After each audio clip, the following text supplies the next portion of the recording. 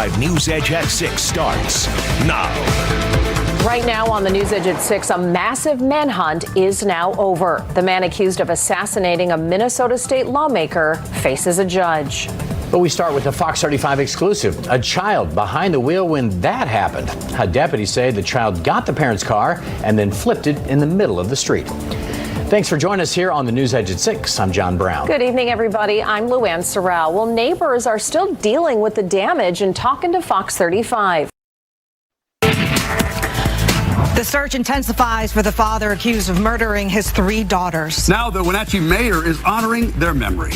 Painting like purple, so I wore a purple shirt. Of course, I'm getting emotional because it is a tough thing for our town. How Mike Poirier is leading his community through grief. Missing murder weapon. A private investigator wants to find the knife used to kill 4 University of Idaho students. If we find it, the thing to do is freeze what we're doing, back out of the scene. And he's showing Fox 13 exactly where he plans to look. He's helped students create the soundtrack to their lives. The Puyallup Orchestra teacher hanging up his hat, but not his passion for working with others. Hello, I'm Hannah Kim. And I'm David Rose. Those stories and more from Seattle and around the world. But first, today's top stories and breaking news with Fox 13's Sabira Rayford. It's the top of the hour. Here's the top of the news. Minutes ago, the White House announced the president will leave the G7 meeting in Canada to return to D.C. amid tensions in the Middle East. Good morning. It is Monday, June 16th. I'm Malia Malero, and right now we're following several stories for you, including details about a man's body found in the Kentucky lake. While rescue crews say prompted the search, and the man's identity ahead. And we take a deeper look at elder abuse and how money plays a big role. We'll break down the latest tips on how to stay safe, plus information on an event aimed at preventing fraud. And late breaking overnight, the man suspected of killing 2 Minnesota lawmakers and their spouses is now in custody. We have the latest details from authorities coming up. The week's off to a busy start in our area. Lots of heavy rain and thunderstorms stretched across southern Missouri, southern Illinois. How much longer they last and how much hotter next weekend will be coming up next. News 3 This Morning starts now. This is News 3 This Morning. Do you worry that your summer may be ruined by severe weather? You may suffer from weatheritis. The Our Quad Cities News weather team can help with a safe and effective forecast. Watching daily can keep you ahead of severe weather. On air and online, our meteorologist will give your local pinpoint forecast so you can enjoy your summer. The Our Quad Cities News weather team, your prescription for a safe summer. Severe weather coverage is brought to you by Veterans Choice Contracting. From cooking, so don't get afraid to do this. This is something that you can do at home. To country music. You've been in the business now for a long time.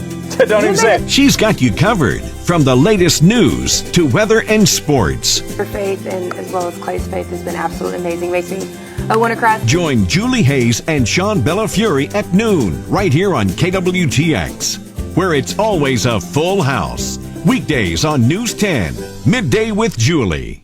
WSAC 6 o'clock starts now with the First Alert Weather Day. Good evening, everyone. We begin with the First Alert Weather Day.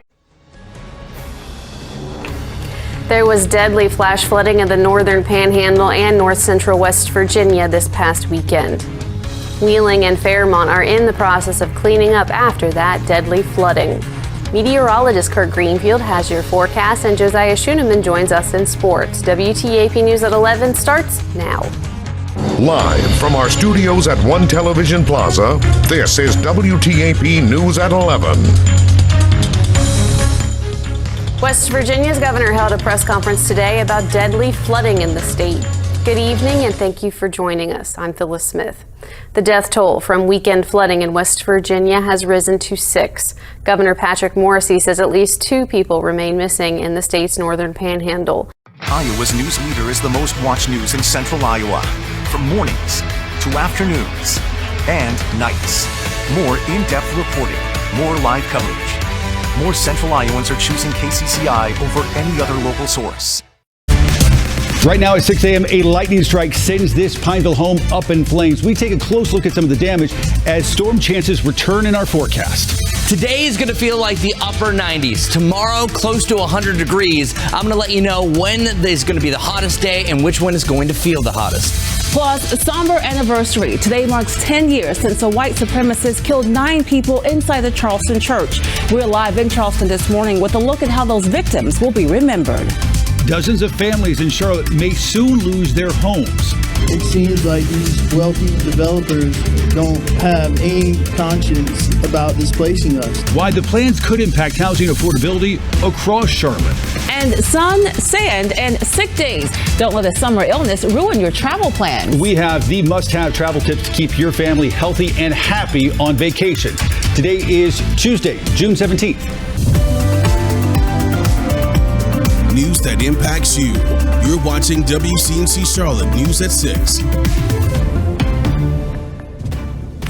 Live pictures over uptown just a few minutes before sunrise. And while yesterday was the hottest that it's felt so far this year, guess what? Today's temperatures are going to actually top that. So get ready. You've been warned. Thanks for starting your Tuesday morning with us here. I'm Ben Thompson. And I'm Lisa Washington. Our team is all here to get you ready for the hot day ahead. Majestic is going to have a check of your morning commute. But we start things off with meteorologist Chris Mulcahy.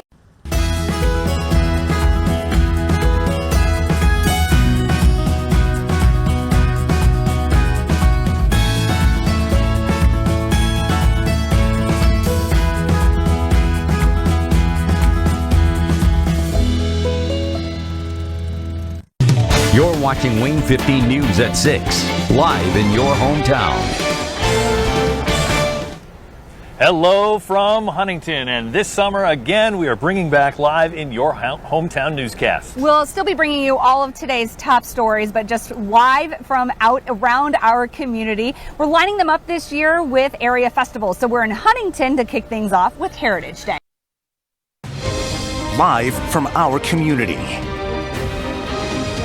News Channel 13 live at 6 starts right now. And good evening, everyone. You are looking live right now at the Patroon Island Bridge, which may soon be renamed in honor of a local war hero. Yeah, this comes just days after Sergeant Henry Johnson's name was stripped from a military base in Louisiana. Thank you for joining us this evening. I'm Sabrina Dami. I'm Mark Mulholland. Tonight, lawmakers at the state capitol say they're intent on bestowing an honor to hometown hero Henry Johnson that they believe was wrongly denied him by the federal government. Local 4 News starts now with a breaking news alert. We begin this noon with a heavy police presence on Detroit's east side. This is near Siren Street in East Van Dyke. President Trump wades into the Israel-Iran conflict. The U.S. president has demanded Tehran's unconditional surrender, warning the country's supreme leader, "We know exactly where you are." After abruptly leaving the G7, the president flew back to a national security meeting with his closest advisors. Intense explosions have been reported in the Iranian capital as many attempt to heed Trump's warning to evacuate. I can say that people were scared, and older people were talking to youngers, saying that we've been in this situation before. Tonight, as the world waits to see if U.S. military action will follow, we're in Washington, Israel, and close to Iran's border. Also on News at 10. MPs vote to change the law so no woman is criminalised for having an abortion. Mr. De Brito, why aren't you in Brazil waiting to stand trial? Paul's exclusive investigation exposes the foreign criminals using human rights law to avoid extradition. Already there's been a reaction, with the government promising to review the loopholes. And welcome to Port Lockroy. Thank you. Wow, it's like a time capsule. It is. So this is Martin takes a trip back in time, visiting the world's most remote museum.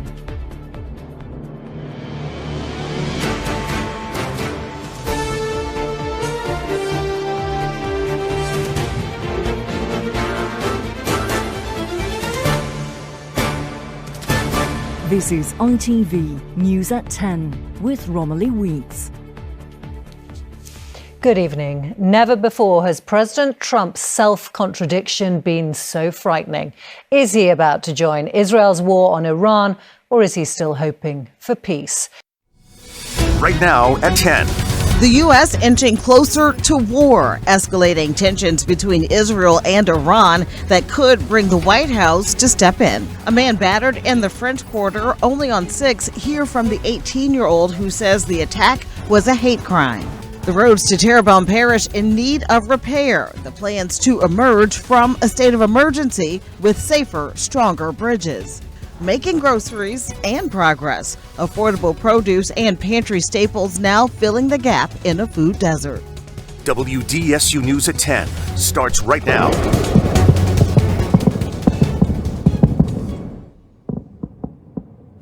Sounds of rocket strikes over Tehran as tensions escalate between Israel, Iran, and now the U.S.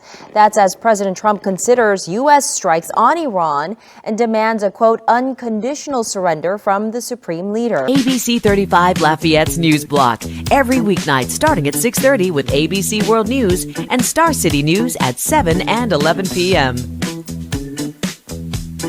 West Texas live at 9. The city of San Angelo and a nonprofit organization are joining forces to help our neighbors in need. We'll explain. Chance for some storms tomorrow evening. I'll have all the details coming up. And the newest member of the San Angelo City Council has taken his oath of office. Joe Self is officially the representative for single-member District 2. We'll have sights and sounds. Fox West Texas live at 9 starts now.